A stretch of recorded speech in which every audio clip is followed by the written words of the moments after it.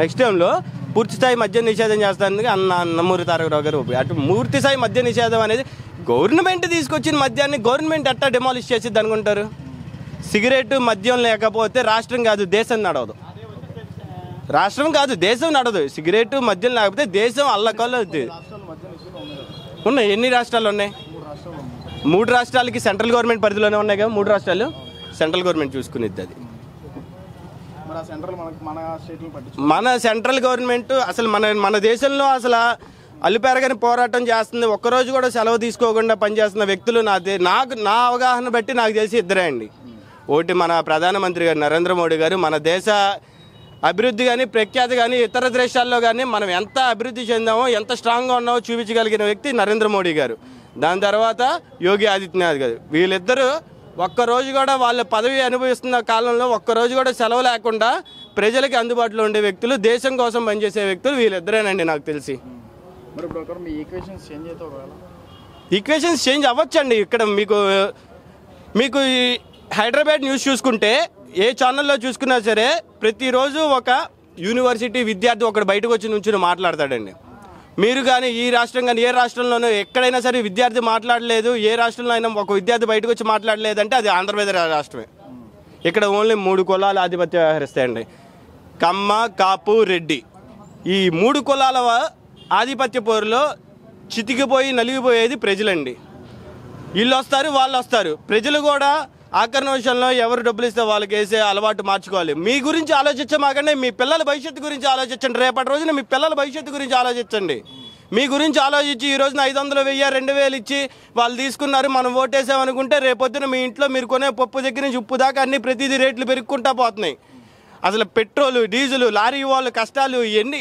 Lorry అసలు business ఉందండి. Central government కూడా లారీ వాళ్ళకి కొద్దిగా చూడాలి. లారీ ఫీల్డ్ని ఎలా తొక్కేశారంటే ఇదివరకు మనం లారీ ఏదైనా పెద్ద ట్రైన్కి సంబంధించిన ఏది వేసుకెళ్ళినా సరే సెంట్రల్ లాంగ్ ట్రాన్స్పోర్ట్ లారీ జరిగేది. ఇప్పుడు ఏంటంటే ప్రధానమంత్రి మోడీ గారు రైల్వే మీద నడుపుతున్నారండి మొత్తం. మీరు అసలు ఈ అభివృద్ధి ఏదైనా ఉంటే ఇక్కడ మా సెంట్రల్ డివిజన్లో అభివృద్ధి ఏదైనా ఉంటే మీరు ఇక్కడ నుంచి 10 సార్లు మైక్ ఇట్లా ఓపరు. ఈ దోమలకి వాళ్ళు ఏదో ఒకటి చేసేవాళ్ళు. 3 కాలువల మధ్యలో నుంచి మీరు ఒక పావు గంట ఇక్కడ నుంచి ఉంటే ఒక దోమ ఇక్కడ ఈ సందులోకి దోమల ముందు వచ్చింది రాతలేదండి. ఒకవేళ వచ్చినా సరే పొగ. ప్రజల గురించి ఆలోచించేది ఏది లేండి. ప్రజల గురించి ఆలోచించే నాయకులు అయితే ఇసుక ఫ్రీ చేయాలి. ఒక ఇసుక ఉపాధి వల్ల కొన్ని వేల కుటుంబాలు బతుకుతాయి. ఇసుక మా డిమాండ్స్ ఏం లేదండి. ఈ రాష్ట్రం బాగుపడదు, ఎవరు వచ్చినా బాగోదు. ఎందుకంటే ఈ ప్రజలు ఒక్కసారి ఓటేసిన వాళ్ళని ఎవరికైనా 10 సంవత్సరాలు అధికారం ఇవ్వాలి, లేకపోతే బాగుపడదు. మీరు వేసే ముందు ప్రజలందరూ ఒక్క ఓటు వేసే ముందు 10 సంవత్సరాలు ఓటేయాలి. 10 సంవత్సరాలు ఓటు వేస్తేనే 10 సంవత్సరాలు ఈయన మా నాయకుడు అనుకుని చెప్పి ఓటు వేయగలిగితేనే మన రాష్ట్రం అభివృద్ధి చెందింది. ఈసారి టీడీపీకి ఇచ్చి నెక్స్ట్ టైం జనసేనకి ఇచ్చి నెక్స్ట్ టైం వైసీపీకి ఇస్తే మాత్రం ప్రజలు ఇట్లాగే ఉంటారు. ఎన్ని సంవత్సరాలైనా ఇట్లా మాట్లాడుకుంటారు.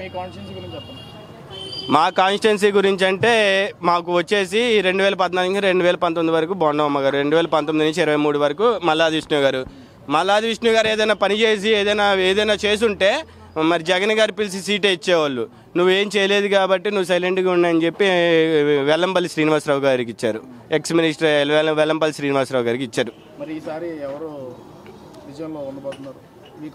మా కాన్స్టిట్యున్సీలో 40,000 మెజారిటీతో బోండమ్మ గారు ఆధిపత్యం ఎగరేస్తారు ఖచ్చితంగా.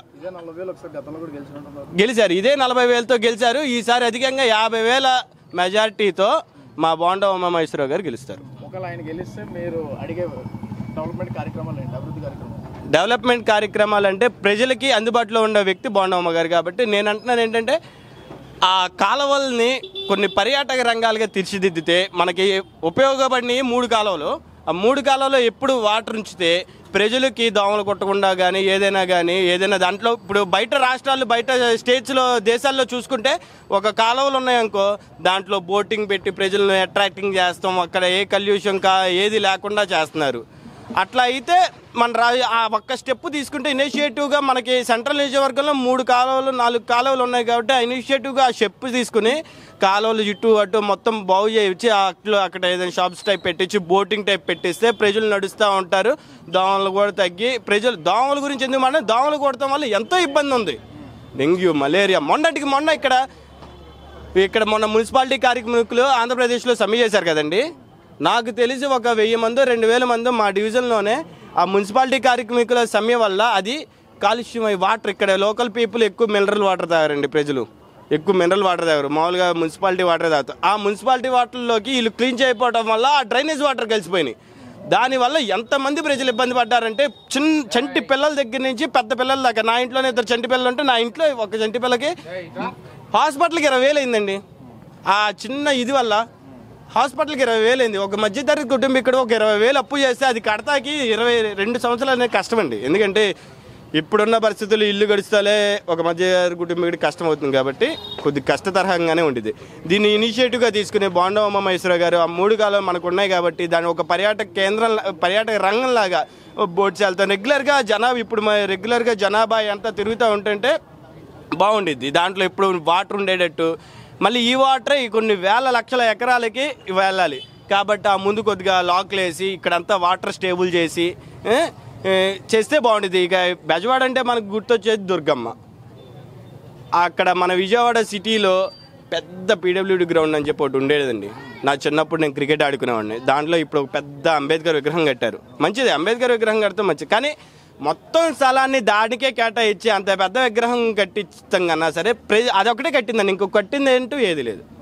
రావటం కోల్చడం